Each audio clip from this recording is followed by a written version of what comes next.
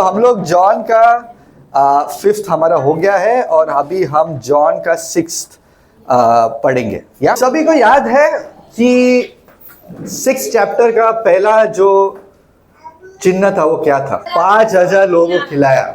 Correct correct. और ये जो है, ये जो कहानी है, ये जो चिन्ह है, ये सारे पुस्तकों में है। Okay, Matthew mark look John, Matthew mark और लूक में भी है ये चीज। लेकिन जॉन का, जैसे मैंने कहा था ना, जॉन जिस तरह से लिखा है ना, वो बहुत अलग तरीके से लिखा है जैसा बाकियों के गॉस्पेल्स लिखे।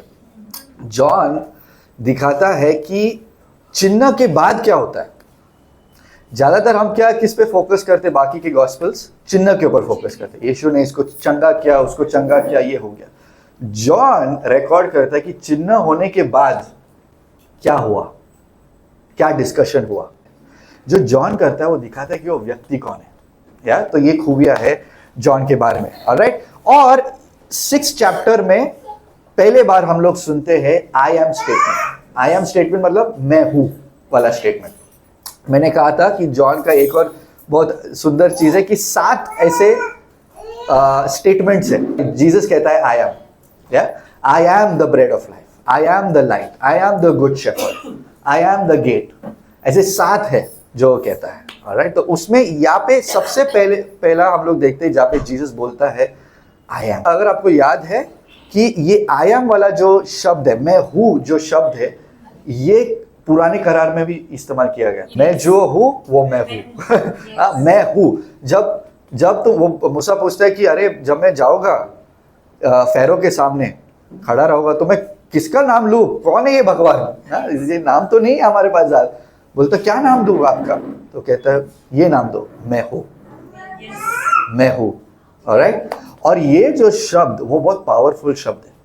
इसलिए आगे जब हम आज पढ़ेंगे, हम देखेंगे कि फारसी और यीशु में इतना क्यों टांग टूंग हुआ, क्योंकि ये शब्दों में भी वो बार बार यीशु कहता है आई एम, आई एम, मैं हूँ। ये जॉन चैप्टर 6 फ्रॉम 1 to 15।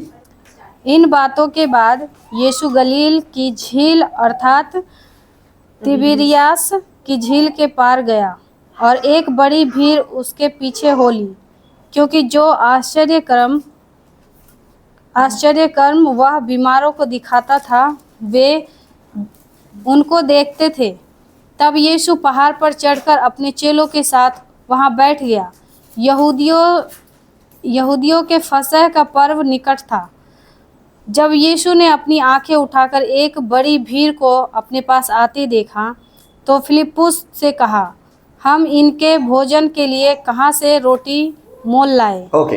तो ये सेटअप है एक तरह से जॉन का पुस्तक का एक अच्छा चीज है कि वो हमेशा दिन या कुछ चीजें बताता है जिससे हमें समझ में आता है कि वो कौन से कब हुआ है और कौन से टाइम पे हुआ है।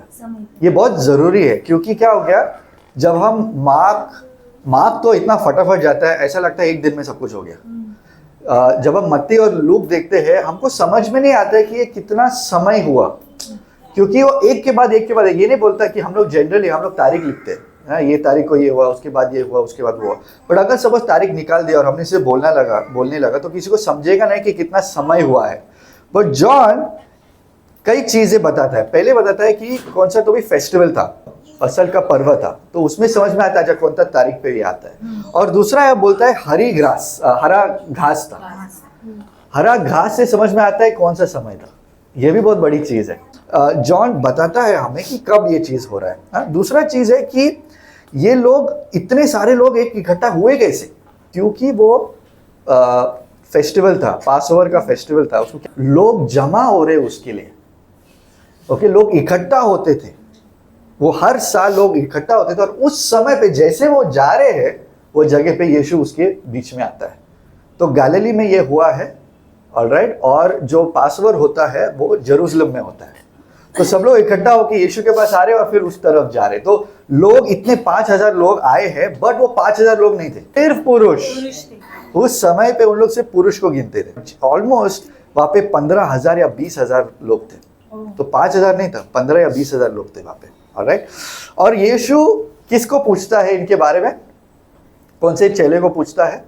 फिलिपुस फिलिप को पूछता है, ऑलराइट, फिलिप को बोलता है, फिलिप ये लोग हैं भूखे, क्या करना चाहिए, है ना। और ये इंटरेस्टिंग है जीसस का, ओके, जीसस का एक ये है कि वो हमेशा जीसस का सिखाने का तरीका, जैसे हम लोग कभी कभी करते हैं, हम सवाल पूछते हैं, हमको उत्तर मालूम है, पर हम सवाल पूछते हैं ताकि लोग उनकी उनकी पहली बात उनका दिल जानने के लिए, और प्रभु क्या कार्य करने वाला है उसके ऊपर, ऑलराइट।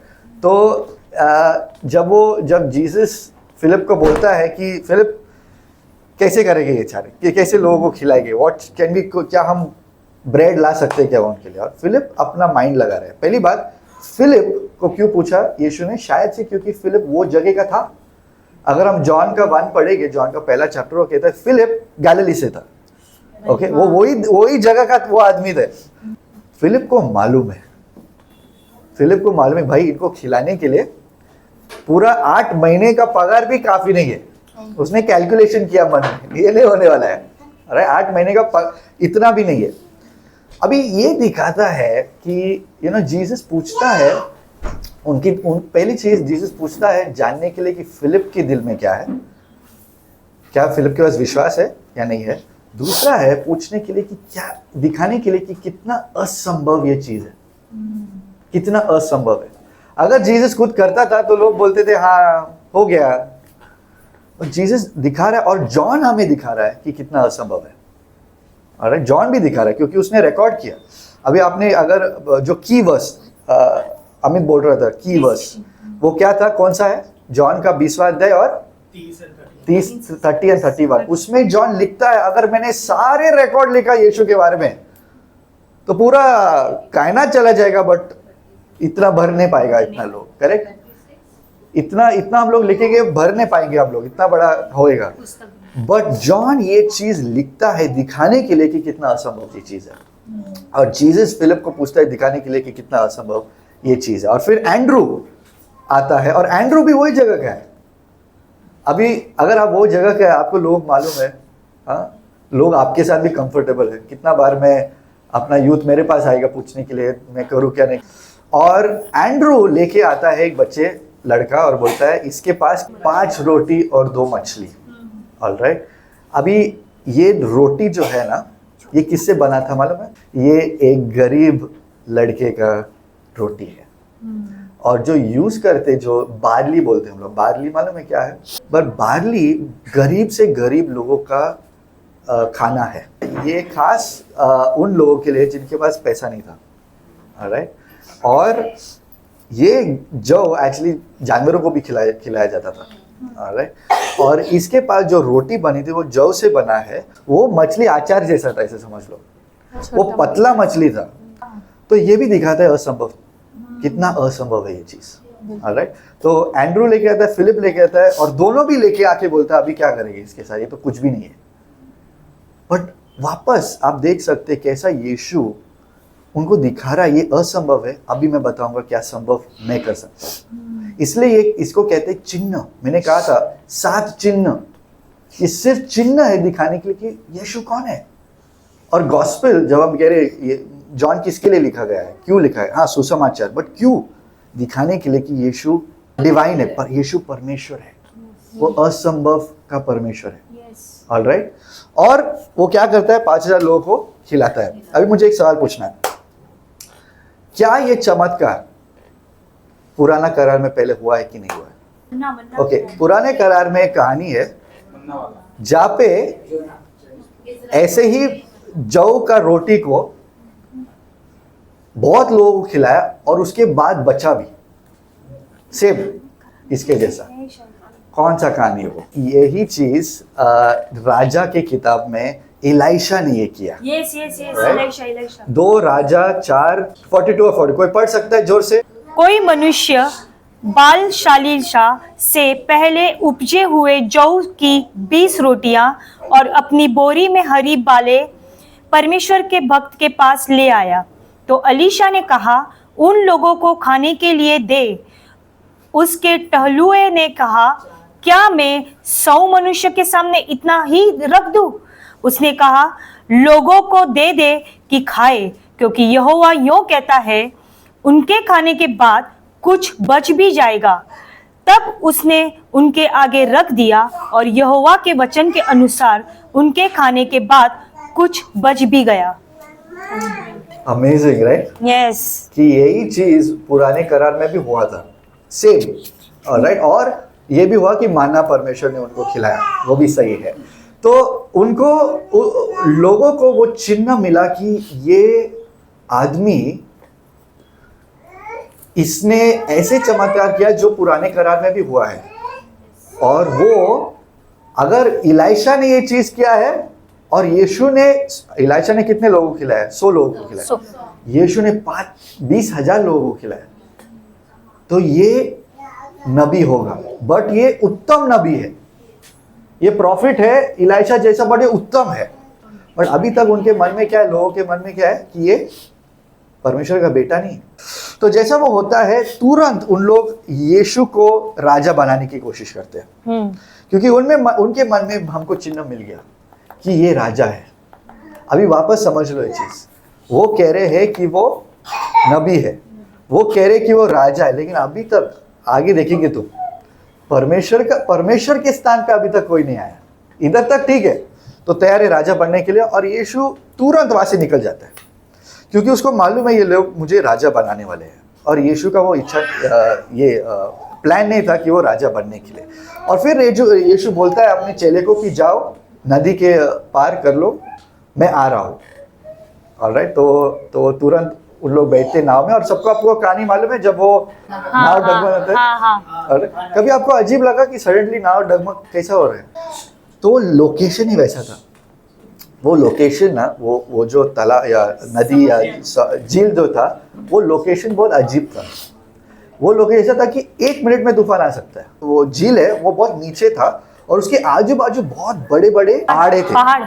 और आपको मालूम है ये कैसा होता है, भंवरा कैसा होता है? आपको मालूम है साइंस क्या है उसके पीछे? अगर आपको पता है कि गर्म हवा लाइट होता है, तो गर्म हवा ऊपर जाता है, और ठंडा हवा वजन रहता है उसमें, तो ठंडा हवा नीचे जाता है।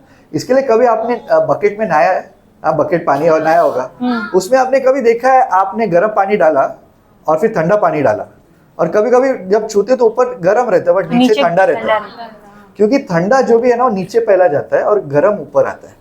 ऑलराइट, तो जब दो चीज मिलता है ना तो वो ऐसा हो जाता है, मतलब ऊपर से ठंडा है, नीचे से गर्म है, बट गर्म ऊपर जा रहा है, ठंडा नीचे आ रहा है, और जो वो दोनों आ रहा है तो ऐसे ऐसे ऐसे होके आ रहा है। तो उस वजह से ये जो जगह था ना, उनको पता नहीं चलता था कि ये कब होने वाला है। वो ऐसा था कि यार बीच में आके सडनली एक दिन में हो सकता है, तूफान आ सकता है। उन लोग तैयार नहीं थे।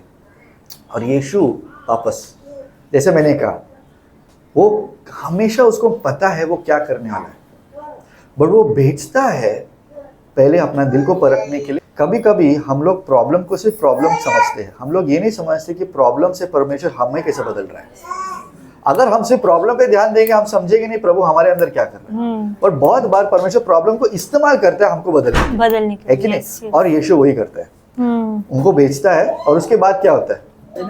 कितना घंटा लगता है? शायद से 2 या 3 घंटा, उन लोग 8 घंटा उसमें फंसा था। और चौथे मतलब एकदम लास्ट में यीशु आता है, स्टार्टिंग में नहीं आता है, एकदम लास्ट में आता है।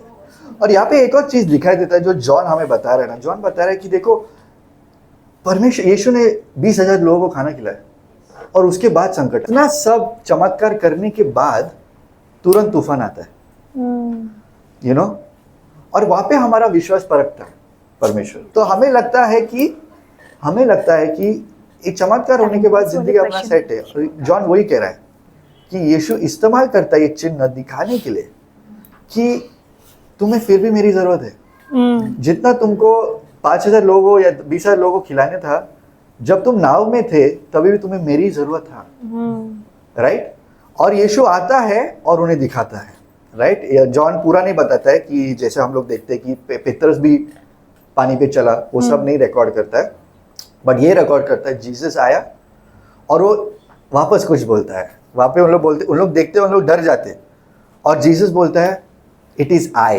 तो जीसस वापस उन्हें एक तरह से दिखा रहा है कि वो परमेश्वर है, तूफान भी उसका सुनता है, वो चल भी सकता है उसमें, क्योंकि यहाँ पे हमको मनुष्य का दिल दिखाई देता है. हम्म ओके, जीसस आता है, उन लोग वापस पहुंचते, अगले दिन लोग ढूंढते यीशु को और आते यीशु के पास, और जैसे उन लोग मिलते हैं यीशु को और वो कहते कि आप यहाँ पे कब आए, क्योंकि उनके मन में जीसस एक नाम निकल गया. उनको मालूम था शायद से जीसस यहाँ पे किधर तो है, बट जीसस आप पहुंचे कहाँ पे, यहाँ पे कैसे क्या पहुंचे आप, उनको नहीं मालूम था जीसस चल के गया.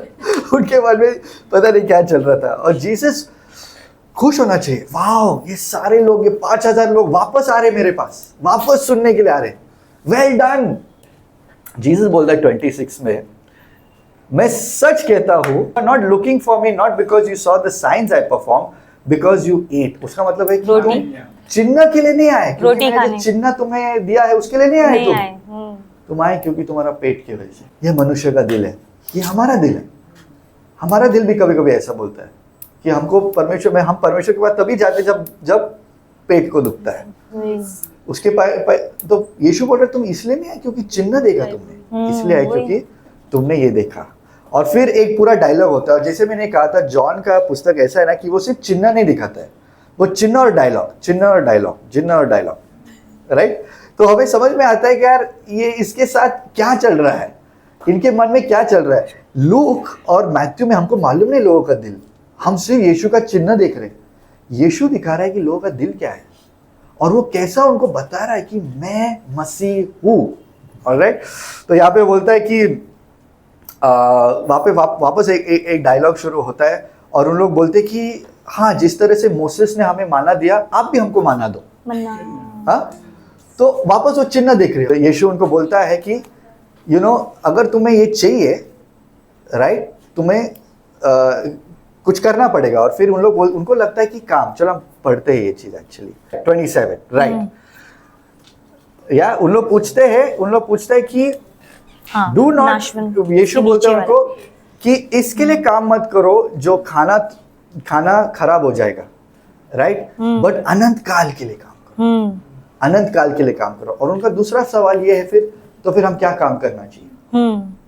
वापस हमारा मनुष्य का दिल यही है, हमारा मनुष्य का दिल ये है कि हम लोग क्या काम करेंगे वो चीज पाने के लिए. और यहूदी का जो पूरा ट्रेडिशन वही था, उन लोग बलि चढ़ाते थे, उन लोग ये करते थे वो करते थे, अच्छा जीवन जीते थे. फायरजी का वही था, हम लोग ये करेंगे वो करेंगे तो परमेश्वर हमसे खुश है. तो उनका वही सवाल है कि अभी हम क्या करेंगे, चलो हमको मानना चाहिए, आपने हमको क्या दिया, रोटी दिया, अभी हमको मानना चाहिए, क्या करें हम उसके लिए. और जीसस एक बहुत फाउंडेशनल, हमारे क्रिस्ती जीवन का एक फाउंडेशन हमको देता है. तुम्हारा ये काम है कि तुम विश्वास करो, यस, तुम्हारा ये काम है सिर्फ विश्वास करो, यू नो. और उन्होंने बोला किस पे विश्वास, क्या चिन्ह आप दिखाएंगे कि हम विश्वास करेंगे उस पे, राइट. और जीसस वापस बोलता है, यहाँ पे बोलता है कि आई am the bread of life. 35 पे बोलता है कि मैं हूँ वो जीवन का रोटी, जीवन की रोटी, यस, मैं हूँ वो जीवन का रोटी. जो भी मेरे पास आएगा कभी भूखा नहीं रहेगा, राइट. जो भी मुझ पे विश्वास करेगा कभी प्यासा नहीं होगा. ऑलराइट. और उसके बाद उनका दिल परखता है, उनके बीच में कुड़कुड़ होता है. ये जोसेफ का बेटा ही है ना. ये वही जगह से आया है ना, ये वही आदमी है ना. सडनली वो उनका मन सडनली बदल गया, क्योंकि जब तक वो नबी है, जब तक वो राजा है तब तक ठीक है. इसलिए मैंने तुमको कहा था जब तक राजा है तब तक ठीक है. अभी जीसस जो बोल रहा है वो राजा नहीं बोल रहा है, जीसस बोल रहा है मैं जीवन हूँ, मैं जीवन का रोटी हूँ. ये जो शब्द उनको बराबर समझ में आया चीज, कि ये आदमी जो कह रहा है वो कह रहा है कि वो परमेश्वर है. और प्यारे भाई और बहनों, इतना बड़ा चमत्कार करने के बाद आपको लगेगा यार इनका संख्या बढ़ना चाहिए. 20,000 लोग आया, 20,000 लोगों को खाना खिलाया, अभी 40,000 होना चाहिए. आपको मालूम है ये इसके बाद क्या होता है, प्रभु की चेले उन्हें छोड़ के जाता है. यूहन्ना 6:66. निशा, इस पर उसके चेलों में से बहुत से उल्टे फिर गए और उसके बाद उसके साथ न चले. ओके, तो 20,000 लोग तो चले गए, उसके साथ जो उसके चेले थे वो भी चले गए. क्योंकि यीशु एक चीज उनको बोलता है जो उनको बहुत कंफ्यूज करता है. जीसस बोलता है कि जब तक तुम मुझे खाओगे नहीं, हाँ यूहन्ना में बोलता है जब तक तुम मुझे मेरे शरीर को खाओगे नहीं और मेरे खून को पियोगे नहीं, तब तक तुम अनंत काल का जीवन नहीं पा सकते. और पहला उनका ये सवाल था, अगर हम देखेंगे पहला उनका ये सवाल था कि हम लोग इसका चर्बी कैसे खाएं। और आपको लगा होगा शायद से इसके वजह से उन्होंने यीशु को छोड़ा होगा, करेक्ट, कि उनको समझ में नहीं आया, नहीं ये गलत चीज़ है, उनको समझ में आया, उनको समझ में आया। जब ये यहाँ पे कहता है ना 60 में कहता है, जब चेलों ने ये सुना तो यहाँ पे कहता है कि उन्होंने कहा कि ये जो शिक्षण है ना बहुत डिफिकल्ट है, कठोर है, बहुत कठोर है। वो ये नहीं कह रहे कि ये नियम के हिसाब से गलत है, क्योंकि बाइबल में कहा है कि आदमी आदमी को नहीं खाना चाहिए। वो ये नहीं कह रहे, वो कह रहे कि जो आप सिखा रहे हैं वो बहुत कठोर है, कठोर है। इसके पहले दूसरी चीज चलता था, बट ये जो आप कह रहे हैं ये बहुत कठोर है। नॉलेज कह रहा है कि यीशु परमेश्वर है, जो यीशु कह रहा है वो बोल रहा है मैं परमेश्वर है, वो उनको नहीं पट रहा है। समझ में है? जब हम लोग रोटी और द्राक्षरस खा रहे हैं, राइट, ये स्पिरिचुअल चीज है, हम लोग ले रहे हैं हमारे अंदर वो खून पी रहे, हम लोग स्पिरिचुअली बोल रहे हैं कि परमेश्वर का मांस और उसका खून ने हमारे लिए बहाया और वो हमारे लिए रोटी है, वो हमारा जीवन है, राइट। उनके मन में ये नहीं पड़ता है, क्योंकि जीसस एक आदमी था, और ये ही जॉन दिखाना चाहता है लोगों को। जॉन का यही मुद्दा है उसके गॉस्पेल का, क्योंकि उस जमाने में लोगों को लगता था कि जीसस एक्चुअली पूरा आदमी नहीं था। तो दो प्रकार के लोग थे, एक थे यहूदी लोग और एक थे ग्रीक लोग। यहूदी लोगों को पटता था कि ये आदमी है बट ये परमेश्वर नहीं है, इतना पटेगा, गुरु है, नबी है, ये आदमी है बट वो परमेश्वर नहीं हो सकता। ग्रीक लोगों को ये पटता नहीं कि ये मनुष्य है, वो परमेश्वर है बट आदमी नहीं हो सकता है। आदमी लोग बहुत नाजुक है, आदमी लोग पापी है, आदमी लोग कमजोर है, परमेश्वर कभी कमजोर नहीं हो सकता, परमेश्वर कभी ये नहीं हो सकता, परमेश्वर महान है। तो वो जैसा हमारे उनके जिसमें ज्यूस होता था, ज्यूस मालूम है, जैसे थॉर देगा सबने, थॉर एवेंजर का थॉर जिसमें वो करंट वगैरह लेके आता है, वैसे परमेश्वर थे उनके पास। तो उनका विश्वास था कि यीशु भी ऐसे ही होगा। वो जब चलता है ना रेती पे तो उसके ये नहीं आता है, क्या बोलते हैं, निशान नहीं आता है, वो ऐसा चमत्कार करता। जॉन कहना चाहता है कि जितना यीशु परमेश्वर था उतना ही वो आदमी था। ये हमारा सिद्धांत है कि यीशु पूरे तरह से आदमी था और पूरे तरह से परमेश्वर था। समझना बहुत मुश्किल है, बट ये सत्य है कि जीसस पूरे तरह से मनुष्य था, जीसस पूरे तरह से परमेश्वर था। और वो चीज यहूदी के साथ नहीं पड़ता था, नहीं पड़ता था। जब जीसस कह रहा है कि मैं तुम्हारा जीवन हूं, नहीं पड़ता है, ऑलराइट। और उस वजह से बहुत लोगों ने उसको क्या किया, छोड़ दिया, टुकरा दिया। यीशु के चिन्ह कुछ फायदा नहीं लगा, जितना चिन्ह दिखाया, उनको खाना खिलाया, कुछ फायदा नहीं। बट यीशु अपने चेले को पूछता है, जो 12 चेले, तुम्हें क्या लगता है भाई, क्या तुम्हें भी मुझे छोड़ना है? और पेत्रस कहता है कि हम जाए तो जाएगा, आनंद जीवन तो तेरे पास है। जीसस जितना भी लोगों के लिए चिन्ह दिखा रहा था, वो अपने चेले को भी चिन्ह दिखा रहा है। वो जब भी वो अपने चेले को उसमें से लेके जा रहा है, वो पूछ रहा है फिलिप को, वो पूछ रहा है एंड्रू को, वो पूछ रहा है पेत्रस को, पेत्रस आ रहा है चलने के लिए उसके साथ, उन लोग देख रहे हैं। बट बाकी सब भी थे, बट बहुत लोगों ने छोड़ दिया क्योंकि उनके पास विश्वास नहीं था। और आई थिंक ये हमारे बहुत अच्छा सिद्धांत है समझने के लिए कि आप और मैं मसीह में क्यों है, कुछ पाने के लिए या क्योंकि परमेश्वर यीशु अनंत काल का जीवन है। और जब हम दूसरों को सुसमाचार भी दे रहे हैं, ये भी सोचना जरूरी है, वो किसके लिए आ रहे हैं, किसके लिए आ रहे हो, चिन्ह चमत्कार के लिए या क्योंकि यीशु उनका जीवन का ये है। ऑलराइट, 7 चैप्टर में जहाँ पे यीशु जाता है फेस्टिवल ऑफ टर्बनैकल पे, ऑलराइट, झोपड़ियों की पर्व। अभी इसको क्यों कहते हैं झोपड़ियों की पर्व, किसको मालूम है? पुराने नियम में यीशु परमेश्वर कहता है इजराइल के देश को कि तंबू में रहो। ऑलराइट, एक बहुत सारे फेस्टिवल होता है, पास ओवर का एक फेस्टिवल होता है जहाँ पे उन लोग क्या बोलते हैं, लाल समुद्र से पार आके बाहर आया, उसका एक फेस्टिवल होता है। और ये दूसरा फेस्टिवल है दिखाने के लिए कि तुम जब रेगिस्तान में जब घूम रहे थे तब मैंने तुमको ख्याल किया।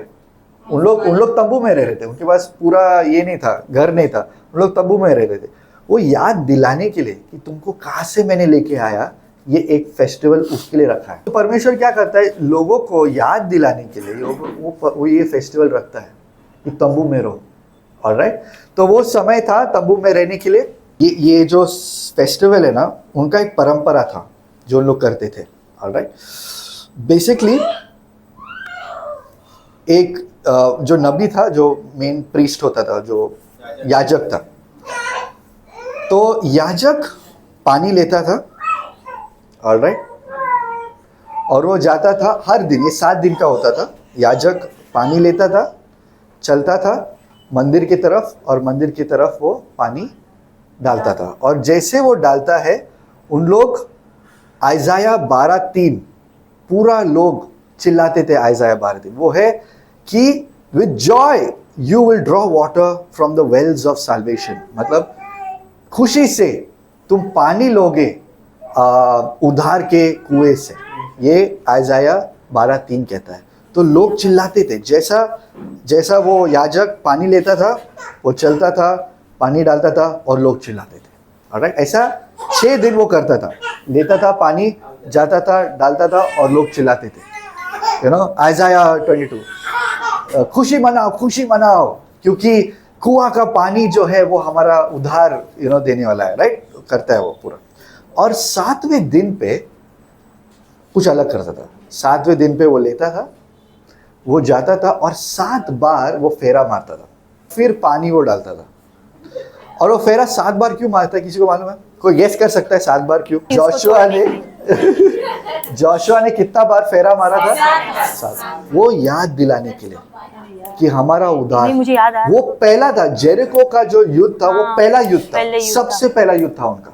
और उनके सबसे पहले युद्ध में उन्होंने एक तलवार नहीं उठाया, पूरा दीवार अपने आप गिर गया। जो 7 फेरा था ना, तो 6 दिन जो याजक था वो पानी लेता था, चलता था, और पानी रखता था। बस 7वें दिन पे वो पानी लेता था, 7 फेरे मारता था, याद करने के लिए कि ये जोशुआ ने, परमेश्वर ने कैसा हमें बचाया था वो युद्ध में। 7 बार हमने फेरा मार के पूरे दीवार। बट वो इंटरेस्टिंग चीज था कि जब वो करता था तब सब शांत थे, सब जो भी लोग हैं सब शांत, सब तैयार है चिल्लाने के लिए, पर लोग पहला शांत। राइट, वो फेरा मारता है, पानी डालता है, और उस टाइम पे शायद से, मुझे ऐसा लगता है, उस टाइम पे यीशु बोलता है, जो प्यासा है मेरे पास आओ और पियो। थोड़ा पिक्चर इमेजिन करो ये चीज। वो जा रहा है, पानी ले रहा है, वो डाल रहा है, और सब शांत है, और वो शांति में यीशु खड़ा होता है और कहता है, जो प्यासा है वो मेरे पास आओ। yes. मैं तुम्हारा प्यास को बुझाऊंगा। समझ में आ रहा है? जीसस बोल रहा है, जो तुम कर रहे हैं ना, जो ये सारा, ये जो तुम्हें दिख रहा है, ये सब पॉइंट करता है मेरे पास। ये सब जो पानी तुम डाल रहे ना, कि जो आइजाया कहता है, खुशी मनाओ, खुशी मनाओ, क्योंकि क्या, जब तुम ये उधार के पानी से तुम जो पी रहे हो, खुशी मनाओ। यीशु कह रहा है, ये जो एक्चुअली हम लोग पढ़ सकते हैं क्या, यशायाह का 12:3, तुम आनंद पूर्वक उद्धार के सोतों से जल भरोगे। उस दिन तुम कहोगे, यहोवा की स्तुति करो, उससे प्रार्थना करो, सब जातियों में उसके बड़े कामों का प्रचार करो, और कहो कि उसका नाम महान है। आमेन। उन लोग ये चिल्ला रहे थे नहीं जानकर कि यीशु वही था, उद्धार करने वाला। उद्धार का पानी एक्चुअली यीशु था। आइजाया जो भविष्यवाणी दे रहा है, the prophecy that is giving is actually about Jesus. और जीसस खड़ा होकर बोलता है, भाई ये जो है ना तुम लोग कर रहे हैं, वो मैं हूँ। ओके, और उस दिन के बाद टेंशन बढ़ने लगा। राइट, क्योंकि लोग फिर बाद में पता, जो फारिसी लोग हैं वो बार बार पूछने लगे कि यार ये कौन है तू? राइट, कौन है तू कि तू पूछ रहा है? और इसलिए उन लोग इतना क्रोधित थे यीशु के ऊपर, क्योंकि उनके परंपरा के अनुसार सब शांत होना चाहिए, सब क्वाइट होना चाहिए। बट जीसस वहाँ पे खड़ा होकर कहता है, मैं हूँ। ऑब्वियसली यीशु जो कह रहा था, ये जो पानी के बारे में कह रहा था, वो कह रहा था पवित्र आत्मा के ऊपर। Right, one day we are going to, हम सबके ऊपर पवित्र आत्मा का अभिषेक आएगा, और वो सारे लोगों के ऊपर होगा। लेकिन उसके बाद जो जूइश लीडर्स है, उन लोग डिस्कस करने लगते, भाई ये आदमी बहुत डेंजर है, ये हमें मार डालेगा, ये हमारा पूरा जो चीज़ है वो खराब कर देगा, इसको मार डालो। और फिर उस डिस्कशन में अगर हम 45 देखेंगे, राइट, उन लोग पूछते कि यार तुमने उसको, ये आदमी ने बात किया तो तुमने कुछ किया नहीं, तुमने उसको कुछ बंद नहीं किया, उसके आवाज़ को, यीशु को बंद नहीं किया। तो वो कहते यार वो ऐसा बोलता है ना टेम्पल गार्ड्स बोलते हैं वो ऐसा बोलता है, ऐसा समझ कुछ अजीब ही बोलता है वो, मतलब एकदम मस्त बोलता है यार जो भी है। हाँ कुछ लग रहा है हमको जब वो बोल रहा है। तो फैरिसीज इमीडिएटली बोलता है यार तुम लोग भी उसमें बहक गए, तुम लोग भी उसमें बहक गए। और उसके बाद निकोडिमस, आपको याद है निकोडिमस, राइट, जो हमने पहले, वो खड़ा होता है और वो एक चीज बताता है। वो कहता है कि यार निकोडिमस कहता है who had gone to Jesus earlier and who was one of their own number asked, does our law condemn a man without first hearing him to find out what he has been doing? उसका मतलब है क्या हमारे नियम के हिसाब से क्या हम किसी को दोष दे सकते बिना उनका सुनकर? क्योंकि उन लोग सब तैयार था यीशु को मार डालने के लिए बिना सुनकर, हमको सुनना भी नहीं है, बट नियम के हिसाब से तुमको सुनना जरूरी है, राइट। तो निकोडिमस खड़ा हो रहा है यीशु के लिए, और उन लोग निकोडिमस को क्या कहते हैं? वो कहते तू जो है तू गैलिली से आया है, तुम क्या गलील से हो क्या? अभी यहाँ पे ना दो गाली दिया है। एक गाली इसके पहले ना यीशु को दिया है। इसके पहले उन्होंने यीशु को दुष्ट आत्मा से भरा हुआ आदमी को बताया। ये एक्चुअली एक गाली है। उनके यहूदी के हिसाब से तेरे अंदर दुष्ट आत्मा है, मतलब तू बहुत बुरा है, तू गया है, राइट। तो अगर कोई ज्यादा कर रहा है तेरे अंदर दुष्ट आत्मा है, कोई उनके खिलाफ है तेरे अंदर दुष्ट आत्मा है। उस जमाने का टोचन था, ऐसा समझ लो, उस जमाने का, हाँ टोचन, राइट। और दूसरा है ये तुम गलील से हो, क्योंकि गलील के लोग उनके हिसाब से बहुत छोटे लोग हैं, बहुत कमजोर, बहुत फालतू लोग हैं, बहुत कम लोग हैं, नीच लोग हैं। और यीशु उनके बीच में ही था ज्यादातर, हमेशा यीशु उनके सामना नहीं कर पा रहे तो बोल दो, ऑलराइट। तो ये सारी चीज हमको दिखाई देता है ये चैप्टर में। और उसके बाद तुरंत हम देखते हैं कि यीशु एक जब वो मंदिर में था तो एक व्यभिचारी औरत को मिलता है। अभी एक चीज समझना जरूरी है कि ये जो पोर्शन है जॉन की किताब में, हाँ, ये थोड़ा डिबेटेबल है। कुछ कॉपीज में ये वाला पोर्शन नहीं है और कुछ कॉपीज में ये चीज है, ऑलराइट। तो ये मोस्ट प्रोबेबली रियल था, बट कभी कभी कुछ कॉपीज में वो नहीं लिखा गया है, ऑलराइट। तो थोड़ा बहुत है, बट ये बाइबल में है तो ये है, समझना ये है। बट मैं सिर्फ बता रहा हूँ थोड़ा इन्फॉर्मेशन समझने के लिए, ऑलराइट। अभी इंटरेस्टिंग चीज है, जीसस जो है उसने व्यभिचारी औरत को, जब वो व्यभिचारी औरत को लेके आया उसके सामने, तो जीसस कहाँ पे था? मंदिर के बहुत सारे भाग थे।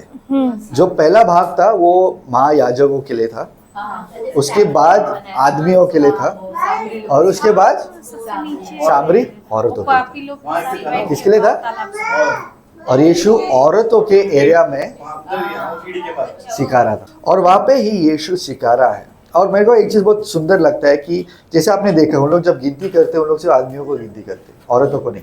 उस जमाने में औरत का कुछ भी वैल्यू नहीं था। फारिसी का दो प्रार्थना था। एक था धन्यवाद परमेश्वर कि मैं दूसरा प्रार्थना था। दूसरा प्रार्थना फारिसी का दूसरा प्रार्थना था धन्यवाद परमेश्वर कि मैं औरत नहीं। ओके, क्योंकि औरत होना मतलब बहुत बुरी चीज था, औरत होना मतलब फालतू चीज था। और जीसस औरतों के जगह पे लोगों को सिखा रहा है।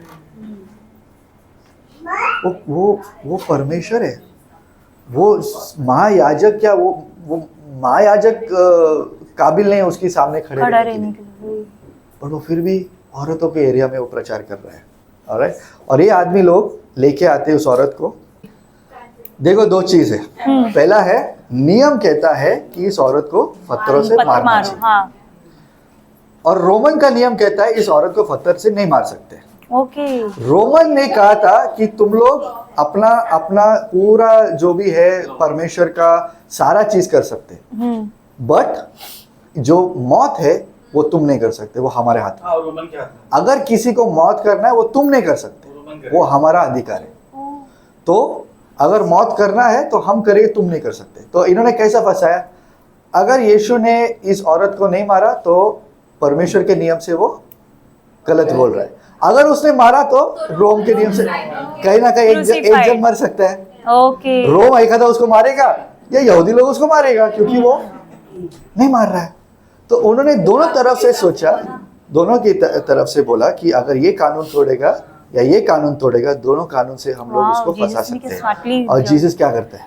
एंड जीसस कहता है तुम किसी के ऊपर अधिकार नहीं है उसको न्याय करने की, क्योंकि जीसस उंगली से कुछ लिख रहा था। ऑलराइट, तो हमको मालूम नहीं क्या लिखा है, वो लिखा नहीं यहाँ पे, बट मोस्ट प्रॉब्ली ये लिखा है। और उन लोग ने पत्थर फेंका और यीशु बोलता अभी मेरे पास अधिकार है तुझे न्याय करने के लिए, और मैं कहता हूँ मैं तुझे क्षमा करता हूँ, इसके आगे पाप मत कर। पाप न करो। ये है हमारा यीशु। जॉन हमको वापस लेके जाता है जॉन 8 में, जैसे मैंने कहा था चिन्ह, उसके बाद क्या, वाद विवाद। ऑलराइट, तो वाद विवाद वापस शुरू होता है कि तू कौन है। ओके, वापस जॉन 8 में वापस बोलता है कि तू कौन है। और इंटरेस्टिंग है, Jesus spoke again to the people and said I am the light of the world, मैं दुनिया का जगत की ज्योति हूँ। ज्योति हूँ, जगत की ज्योति हूँ। ये हमारा जगत की फेवरेट ज्योति, वर्ड्स है, yes, जगत की ज्योति। ज्योति हूँ। एक चीज आपको समझना है जीसस के बारे में ना, जब जीसस बोलता है मैं जगत का ज्योति हूँ, वो कब कह रहा है मालूम है? वो जो मैंने कहा था टर्बरनेकल का जो तंबू का जो ये था, क्या कहते हैं, पर्वत था, झोपड़ियों का पर्वत, उसमें एक और परंपरा था, उसमें एक और ये था कि उन लोग बड़े बड़े दिया लगाते थे, 2 बड़े दिया लगाते थे। क्यों लगाते थे? ओल्ड टेस्टामेंट में मूसा के समय पे जब यहूदी लोग चल रहे थे तो आग की जो ये थी, क्या बोलते हैं उसको, खंबा, आपका खंबा था, उनके सामने चलता था। Yes, yes, वो याद करने के लिए उन्हें बड़ा बड़ा दिया लगाया, हम्म, और वो जो फेस्टिवल है वो खत्म हो गया था, तो दिया बूझ रही थी। तब जीसस बोलता है मैं जगत का ज्योति। ज्योति हूँ। ये जो तुम मना रहे हो, जो तुम कर रहे हो, जो तुमने देखा मिस्री देश में तुमको लेके, ये जो उजाला है वो मैं था, वो मैं हूँ। ऑलराइट, तो जीसस वापस उनको दिखा रहा है कि जो भी तुम लोग कर रहे हैं वो मैं हूँ। और जीसस यूज कर रहे हैं ये सारी चीजें, पानी जीसस यूज कर रहा है, पानी पे चल रहा है, राइट। उसके जो आजू बाजू को जो चीज है वो दिखा रहा है, जो भी वो सिखा रहा है, वो जैसे उन्होंने जब दृष्टांत भी देता है तो उनके कम्युनिटी की चीजें भी दृष्टांत देता है, राइट। तो अभी समझ में आया कि यीशु क्यों बोलता है कि मैं जगत का उजाला हूं। और वापस भेदभाव होता है कि यार ये यीशु वापस 21 में बोलता है कि अभी मैं जा रहा हूं और मुझे ढूंढोगे और तुम तुम्हारे पाप में मरोगे, राइट। योहान का 8:21 कहता है क्योंकि जहां पे मैं जा रहा हूं तुम वहां पे नहीं आ सकते। Yes. और उन लोग एक सवाल पूछते हैं कि क्या, यहूदी लोग पूछते क्या ये खुद को मार डालने वाला है क्या? ये खुद को मार डालने वाला इसलिए बोल रहा है क्योंकि उनके शास्त्र में तो नहीं लिखा ये चीज, उनके मन में ये था अगर किसी ने आत्महत्या किया तो वो नर्क में जाता है जहाँ पे कोई मतलब हम जैसे लोग वहां पे नहीं जाएंगे। तो वो क्या, तो उनका मानना ये था कि जैसे खुद को मार डालने वाला हम लोग नहीं जा सकते वहां पे। उनको अभी तक ये नहीं मालूम था कि भाई तुम लोग नर्क में जा रहे हैं, यीशु स्वर्ग जा रहा है।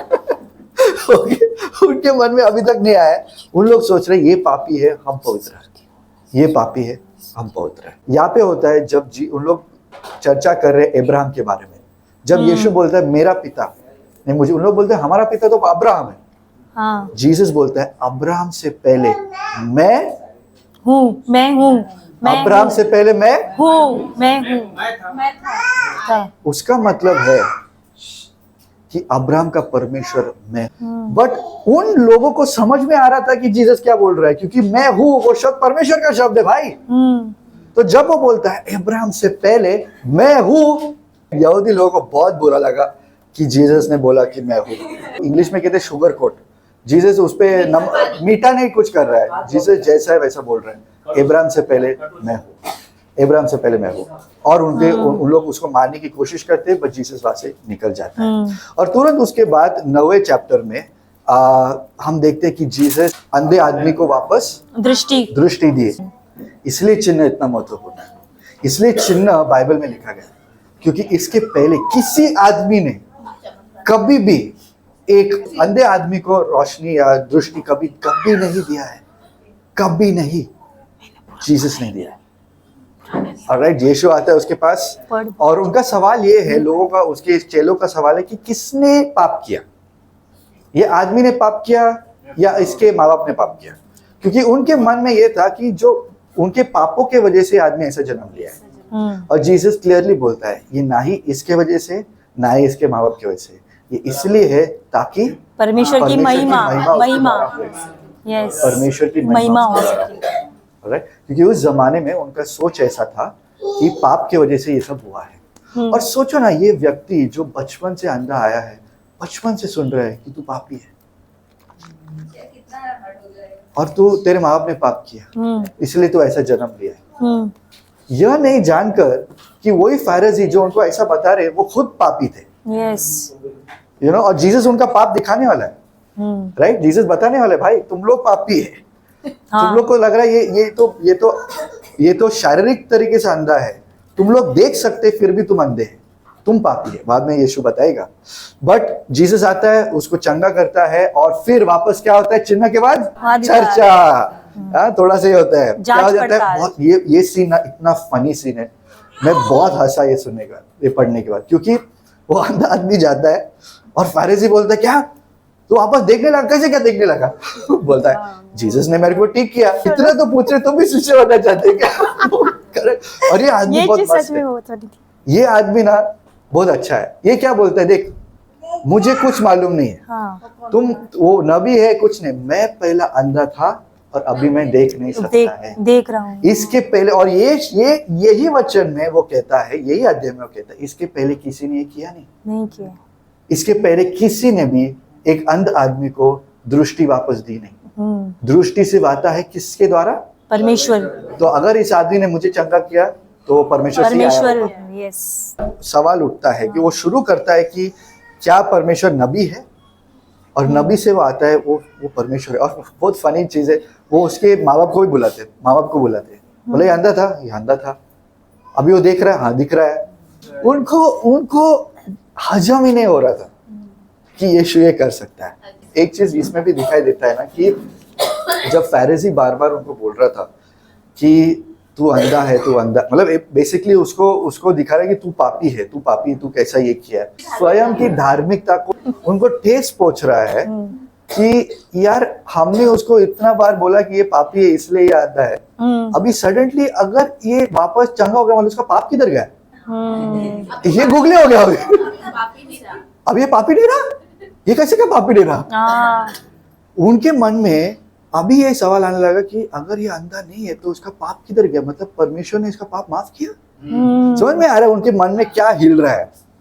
और इसलिए एंड में उन लोग से उसको फेंक देते बाहर, उसके सारे जो भी उसने बताया कुछ काम का नहीं रहा, उन लोग फेंक देते क्योंकि कुछ है नहीं बोलने के। और बाद में जीसस बोलता है, वो शुरू करता है मैं हूँ अच्छा चरवाहा, चैप्टर 10 में बताने के लिए कि वो कहानी शुरू करता है कि कहता है कि वो फारिसी से बात करता है, ऑलराइट, और वो एक इमेज देता है, ऑलराइट, वो इमेज देता है, दो चीज का इमेज देता है। एक इमेज देता है कि वो कैसे भेड़ को अंदर रखता है, कैसे संभालता है, और दूसरा है कि एक चरवाहा कैसे वो भेड़ को सुरक्षित रखता है। और वापस जैसे मैं कह रहा हूँ, जीसस उनके कल्चर का, उनके चीजों का इस्तेमाल करता है उनको बताने के लिए वो कौन है। ऑलराइट, पहला बात कहता है कि एक चोर आता है चोरी करने के लिए, बट जो सच्चा चरवाहा है वो कभी पीछे से नहीं आएगा चोरी करने के लिए आएगा, वो सामने से आएगा और उसका आवाज उसके भेड़े पहचानते हैं। ऑलराइट, और दूसरा चीज है वो कहता है कि जो गेट कीपर है, जो गेट के बारे में कहता है। ऑलराइट, अभी ये समझना जरूरी है कि वो यीशु गेट के बारे में क्यों कह रहा है। गेट क्या है? उस जमाने में जो चरवाहा थे उन लोग अपने बेड़े को लेते थे और उनको एक बाड़ा में डालते थे जिसमें दरवाजा नहीं था। ऑलराइट, जिसमें दरवाजा नहीं था। दरवाजा कौन था? वो चरवाहा ही दरवाजा था। वो रात में वो सोता था उधर, वो गेट के यहाँ, वो खुद गेट बन जाता था। और अगर चोर आया अंदर या किसी ने पैर दिया, तुरंत उसको पता चलता था कि कोई अंदर आया है, पकड़ लेता था, मारता था, फेंकता था उस आदमी को।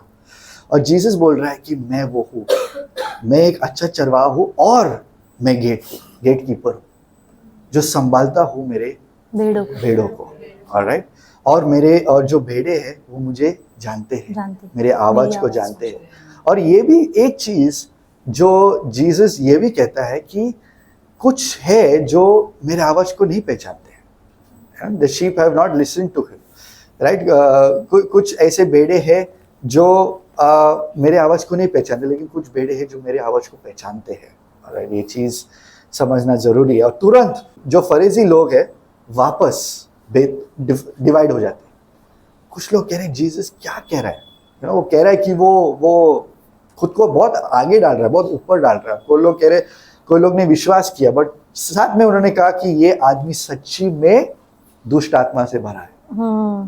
समझ में आ रहा है? उनके पास कुछ बोलने की चीज नहीं है, तो ये आदमी दुष्ट आत्मा से भरा है। और वापस क्या होता है? चर्चा। अभी हम नेक्स्ट चैप्टर में जाएंगे। उसके बाद जैसा जीसस ये कहता है, सबसे बड़ा चमत्कार होता है जिसकी वजह से जीसस का मिनिस्ट्री बहुत अलग है। हम लोग देखते हैं, अगर कोई सेलिब्रिटी हो या कोई भी हो, हम लोग हमेशा देखते हैं कि जब उनका पॉपुलैरिटी बढ़ता है तब उन लोग अच्छे जगह पे है, राइट। जब उनकी पॉपुलैरिटी नीचे होती है तब वो बुरी चीज पे है। जीसस का उल्टा है। जब जीसस का पॉपुलैरिटी कुछ नहीं था ना, तब वो अच्छा था। जब उसका पॉपुलैरिटी बढ़ने लगा ना, तब वो डेंजर में गया। और जीसस को ये मालूम था, यीशु को ये मालूम था कि इसलिए वो कहता है मेरा समय अभी तक आया नहीं, मेरा समय अभी तक आया नहीं। उसे मालूम था जिस दिन मैं सामने आऊंगा, जिस दिन मैं ऐसे चमत्कार करूंगा, उन लोग तैयार हो जाएंगे मुझे मार डालने के। सारे चिन्ह और चमत्कार का सबसे आखिर है ये, राइट। लाजरस के पहले हम लोग देखते हैं चिन्ह चमत्कार। लाजरस के बाद ये 1 हफ्ते का पीरियड सिर्फ समय है यीशु और उसके चेलों के बीच में वो क्या कह रहा है, क्योंकि बहुत जल्दी से यीशु क्रूस पे मरने वाला है। बट जॉन चिन्ह चमत्कार दिखाता है, बट आखिर का समय, आखिर का 1 हफ्ता पूरा बाकी का जॉन है। इतना समय लेता है सिर्फ रिकॉर्ड करने की जीसस ने आखिर का हफ्ता में क्या क्या जीसस ने बोला। और जीसस ये लाजरस की कहानी के बाद जीसस, पहले बात ये चैप्टर में हम देखेंगे सबसे छोटा वर्ष, पूरे बाइबल का सबसे छोटा वर्ष, यीशु रोया। और हम लोग देखेंगे इसके आगे जीसस का सबसे लंबा प्रार्थना। बट लाजरस मर गया। और कितना दिन के लिए मरा था लाजरस? 4 दिन के। बट उनका ये सोच था कि 3 दिन तक रहता है, 4थे दिन में गया। और जीसस रुकता है और वो कहता है, वो ख्याल करता है दोनों बहनों के ऊपर, लाजरस के ऊपर, बट वो रुकता है। क्योंकि वापस जैसा हमने देखा उसके सारे चिन्ह और चमत्कार में, जीसस के सारे चिन्ह चमत्कार जो जॉन इसमें डालता है, ये दिखाने कितना इम्पॉसिबल है, कितना इम्पॉसिबल है। जब उसने 5,000 लोगों को खिलाया, कितना इम्पॉसिबल था पता चल गया हमको। जब उसने आदमी को चंगा किया, हमको पता चला कितना इम्पॉसिबल है, राइट। ये भी दिखाने के लिए कि कितना इम्पॉसिबल है। जब तक पूरा इम्पॉसिबल नहीं बनता है ना, तब तक रहने दे।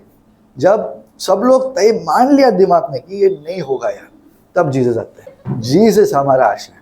जब सब आशाएं हम लोग खो जाते हैं, तो हमारे पास एक ही आशा है, वो है जीसस। और जीसस वही एस्टैब्लिश करना चाहता है। तो जीसस आता है। और यहाँ पे वापस ये जो है कि जीसस रोया, ये बहुत इंपॉर्टेंट वर्स है, बहुत इंपॉर्टेंट वर्स है। क्योंकि जीसस को पता था वो क्या करने वाला है। मैं हमेशा सोचता जीसस आपको मालूम था आप करने वाले ये, तो रोए क्यों? मैं तो हंसता था, है ना। और जीसस वो नहीं करता। जीसस उनके दुख को समझता है। और जीसस दिखा रहा है कि वो मनुष्य है। इसलिए जॉन लिखता है ये चीज, ताकि उसके जो सुनने वाले, जो पढ़ने वाले को समझेगा जीसस पूरे तरह से मनुष्य था, वो रोया। जीसस पूरे तरह से परमेश्वर था, उसने लाजरस को उठाया, और वो मनुष्य भी था। मैं सोच रहा हूँ कि लोग क्या सोचते होंगे उस टाइम पे कि ये मर चुका है, ये गया। इवन उसकी बहन बोल रही है कि ये सड़ रहा है, मत खोलो आप। और जीसस बोल रहा है खोलो, अभी देखो मैं क्या करने वाला है। और ये जो चमत्कार है, ये जो चिन्ह था ना, वो अल्टीमेट चिन्ह है। किसी ने ये चिन्ह, मतलब अंधा आदमी वापस दृष्टि है, वो तो इधर था, बट एक मरा हुआ 4 दिन का सड़ता हुआ आदमी को जिंदा करना सबके सामने, बॉस ये तो इम्पॉसिबल है, ये सच्ची मसीह है। और उस दिन के बाद उन्होंने तय किया कि चलो अभी जीसस को हम लोग क्या करेंगे। दो लोग, दो पार्टी था। एक कहता है जीसस को अभी राजा बनाना है, भाई जीसस को हम लोग राजा बनाएंगे अभी के अभी। और दूसरा कहता है पार्टी, जीसस को अभी हमको मार डालना ही पड़ेगा, जीसस को हमको मार डालना ही पड़ेगा। वो कहता है अच्छा होगा अगर एक आदमी इस पूरे देश के लिए मरेगा तो ये अच्छी चीज है, ये अच्छी चीज है। अगर एक आदमी पूरे देश के लिए मरेगा तो ये अच्छी चीज है। और वही यीशु ने किया, यीशु ने वही किया। सिर्फ उनका देश नहीं, पूरे सृष्टि को बचाने के लिए एक आदमी मरा, राइट। और उस दिन के बाद उन्होंने तय किया कि कैसे उसको मार डालने के लिए उन्होंने प्लानिंग किया। उन लोग रुक रहे थे कि यीशु कब नेक्स्ट आएगा, हम उसको मार डालेंगे। पर तुरंत उसके बाद जॉन स्पेसिफिकली कहता है कि मरियम आई थी, और मरियम, मार्था और मरियम ने, जब उन लोग लाजरस के साथ बैठ के उन लोग डिनर कर रहे, सोचो ये आदमी 4 दिन के बाद वापस जी उठा, उन लोग मस्त बैठ के डिनर कर रहे। और वो वहां पे कहते हैं कि लोग आए जीसस को देखने के लिए और लोग आए लाजरस को देखने के लिए भी। 4 दिन का मरा हुआ लाजरस, तू वही है ना भाई जो जिंदा है ना। मैं कह रहा हूं प्यारे भाई और बहनों, हमारा साक्षी हमारे अंदर ही है। परमेश्वर ने हमें वापस जीवन दिया है।